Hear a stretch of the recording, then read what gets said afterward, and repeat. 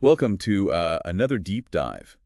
This time, we're going local, really local, like village-level local in India. We're talking about a country more populous than Europe, with over 20 official languages. They're trying to make democracy work at a scale that's hard to even imagine. Yeah, and it's in those dusty village squares, those bustling city councils, where this whole idea of local governance, well, it gets really, really interesting. Forget your dry textbooks, folks.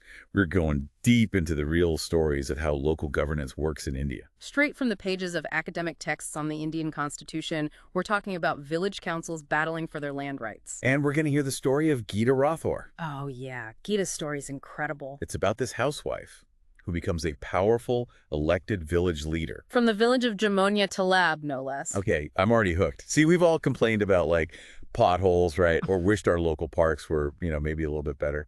But this sounds like next level stuff. So how does a housewife just, like, become a leader in India? It's all because of the system called Panchayati Raj. Panchayati Raj, okay. Yeah. I'm going to need a little more on that. Okay, so think of it as India's version of local government, but with roots that go back, like, centuries. Really? Centuries? Yeah, these local councils, they're called panchayats. They're like mini governments for villages. So we're not just talking like some ancient relic. This is still going on. Oh, yeah. India has this incredible blend of old and new, right? And the way they approach local governance is a perfect example of that. See, they've had these traditional village councils, they call them sabhas, for centuries.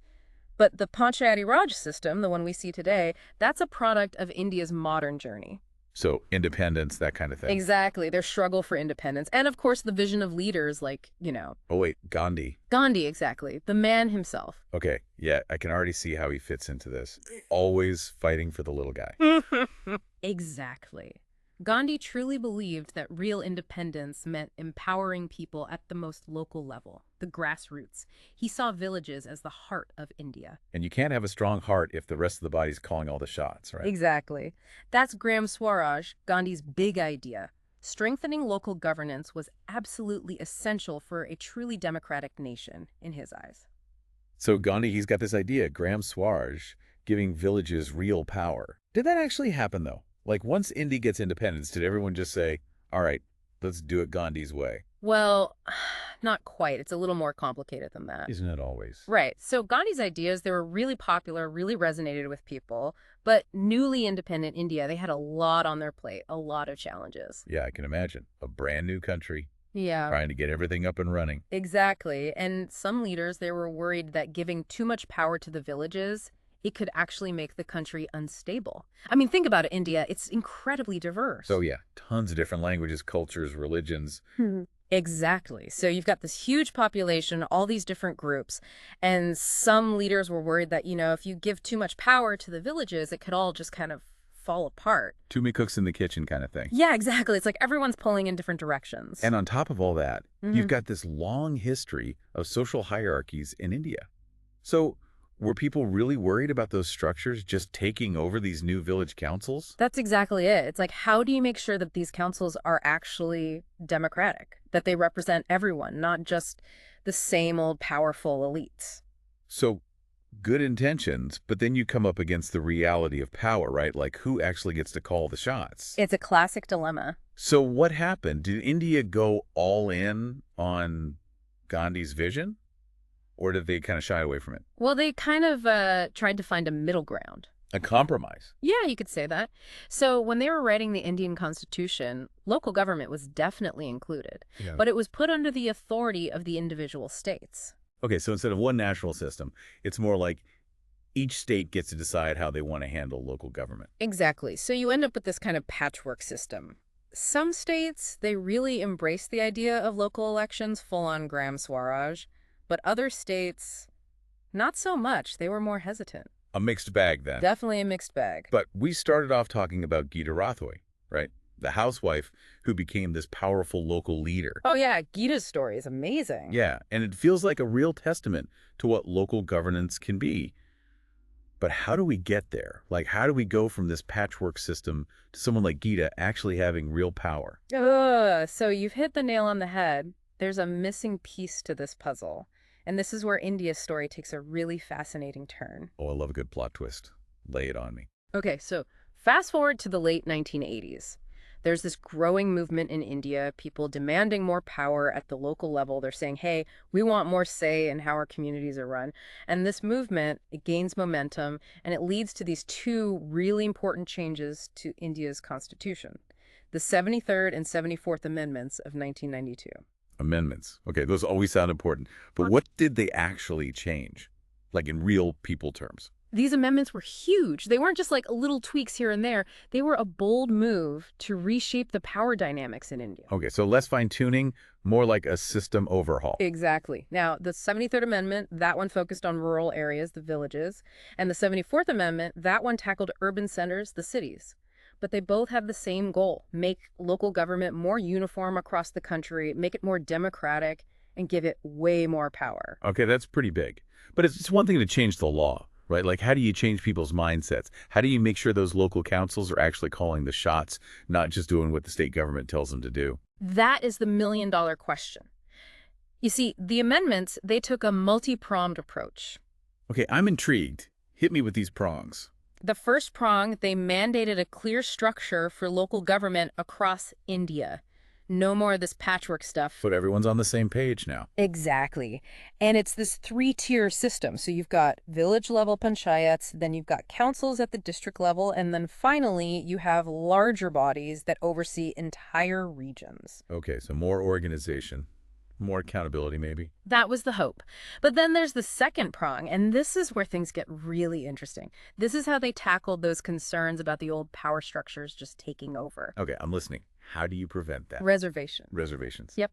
The 73rd and 74th Amendments, they mandated that a third of all positions in these local bodies, including leadership roles, had to be reserved for women. Wow, okay. Not just suggested, but mandated. Mm-hmm. That's a big deal. A very big deal. And it wasn't just about giving women a seat at the table. It was about fundamentally changing who gets to be in charge. Right. Because if you always have the same people making decisions, nothing really changes. Exactly. And it wasn't just about gender either. The amendments also mandated reservations for scheduled castes and scheduled tribes. Now, just from my own understanding, these are communities that have historically faced a lot of discrimination in India, right? Exactly. They've been marginalized, excluded. So these reservations, they ensure that these communities would have a voice in local governance. They would have a say in what happens in their communities. So with these amendments, it's like India is making a powerful statement, right? They're saying, this is who we want to see building the future of our democracy, and it's going to be a much more inclusive group than ever before. Exactly. It was a bold experiment in social engineering, and the impact, it was enormous. So spill the tea. What actually happened? Did it work? Well, millions of women, along with individuals from scheduled castes and scheduled tribes, they entered the political arena. They were holding elected office. They were shaping decisions at the grassroots level. It was a sea change. And our housewife turns leader, Geeta. Her journey, it becomes even more remarkable in this context. Because it's not just her story, right? She's part of this much bigger wave of change. Exactly. Okay, so we've got millions of new faces in local government. People who were previously excluded are now holding office. That's got to be a recipe for change, right? Or was it all just for show? So we've got millions of new faces in local government. People who were previously excluded are now holding office. That's got to be a recipe for change, right? Or was it all just for show? It's not quite so simple. The 73rd and 74th Amendments, they were this massive experiment, you see. Democratic reform on a scale that had never really been tried before. And like any grand experiment, there were definitely successes, but also, some challenges along the way. Okay, so let's talk about the successes. What kind of real impact did these changes have on the ground? Well, for starters, the sheer number of elected representatives. We're talking over 3 million people across India. 3 million people, all participating in local governance now. Okay, that's a lot of people. And remember, a huge number of these representatives, they're women. Yeah, we were talking about that earlier, right? Like over 80,000 women now leading village councils. Exactly. It's unprecedented. Okay, so that's impressive and all. But what are these women actually doing? Like, what kind of changes are they making in their communities? Well, there's been a noticeable increase in women-led initiatives, and these initiatives, they often focus on issues that really impact women's lives directly. Like what? Give me some examples. Things like sanitation, healthcare, education for girls, these are often top priorities for women leaders. That makes sense. They're focusing on the things that maybe weren't getting enough attention before. Exactly. And there's actually data to back this up. One study, I think it was by the UNDP, they found that villages led by women, they had a much higher rate of investment in drinking water facilities compared to villages led by men. See, this is why representation matters. Absolutely. It's not just about ticking boxes, it's about changing the whole conversation, bringing new perspectives and priorities to the table. Okay, so that's the good news. Mm-hmm. But we have to talk about the challenges too, right? Like, were there any downsides to these amendments? Anything that maybe didn't work out as planned? Yeah, of course. I mean, it wasn't all smooth sailing. One of the biggest hurdles has been the transfer of real, genuine power to these local bodies. What do you mean? So the amendments, they laid out all these areas that would now fall under the purview of local councils, right? Things like education, healthcare, local industries, all that. Right, so they're given responsibility for these things. Exactly. But the problem is the actual transfer of funds, the administrative control, that hasn't always happened smoothly. So it's like, okay, local council, you're in charge of schools now, but then they don't actually give them the money or the resources to do anything. Exactly. It's a classic case of unfunded mandates. That's frustrating. So these local councils, they're kind of stuck, right? In a way, yes, because they need to go to the state governments for resources, for approvals, for all sorts of things. And that makes them vulnerable. Exactly. Mm. It undermines their autonomy and it leaves them open to political interference. You know, a state government could easily withhold funds from a council that isn't, shall we say, towing the line. That's not good. And I bet that lack of real power, it probably makes corruption more likely too, right? That's another big challenge because when you have a system where the local councils don't have a lot of power and there's not a lot of transparency or accountability, it creates this breeding ground for corruption. Yeah, local politicians, bureaucrats, even powerful businesses, they could easily take advantage of that. Exactly. And it becomes very difficult to hold them accountable. It's like this vicious cycle. Local councils, they need more power to be effective, but without the right safeguards in place, that same power can be misused. It's a real dilemma. So where do we go from here? It feels like India's trying to do something really important, but it's obviously not perfect. So what's next? Is this grand experiment in grassroots democracy doomed to fail? Not at all. I mean, it's important to remember that democracy, it's not a destination, it's a journey, right? It's about constantly trying to improve even when it's messy. Exactly. And that's what India is doing. The 73rd and 74th Amendments, they were a bold step. And yes, there have been challenges, but there have also been these incredible successes. So now it's about learning from both, you know, building on what works, addressing the challenges, and continuing to strive for a system where local communities have a real say in their own destinies. It's about making sure those voices are heard. Exactly. And, you know, what strikes me is that this isn't just an India story. This is something that resonates with people all over the world. This idea of local empowerment, of making sure that democracy works for everyone, not just a select few, that's a universal struggle. Absolutely. And I think it's something we can all learn from. So, the next time you see a notice for a local election, don't just toss it aside. Get involved, stay informed. Remember that the future of democracy, it often starts right there in our own communities.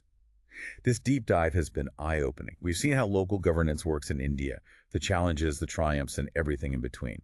It's a reminder that democracy is a constant work in progress. It requires participation, vigilance, and a whole lot of hope. So until next time, keep asking questions, keep digging deeper, and who knows? You might just find yourself inspired to make a difference in your own community.